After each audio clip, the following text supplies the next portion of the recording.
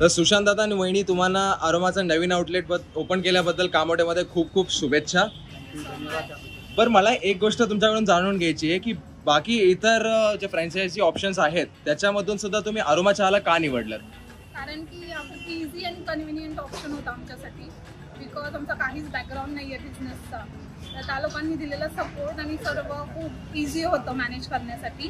कारण की आम्ही सुद्धा वर्किंग आहोत, so it is very convenient and good option. तुम्ही आता जॉब वगैरे करत आहात आणि त्यासोबत ही तुम्ही आता नवीन स्वतःचा बिझनेस ही टाकला आहे, तरी कन्व्हिनियंट तर नक्की आहेच तुमच्यासाठी.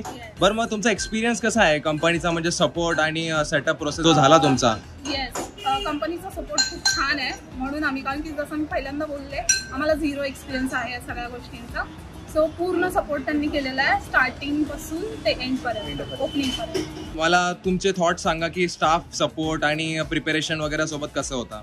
It was really good. फक्त एक असेल की स्टाफ तुम्ही थोडा लवकर शोधा, सो दॅट त्यांना प्रिपेअर करायला थोडा वेळ भेटेल. अच्छा, पण मी ऐकलंय अरोमा चहाचे जे ओनर आहे ते आपल्याला स्टाफ ट्रेनिंगसाठी पण प्रोव्हाइड करून देतात. हो, त्यांनी ठीक आहे. दिलेला आहे. तो खूप सपोर्टिव्ह आहे आणि तो आजही खूप हेल्प करतोय आम्हाला. So thank you so much for him.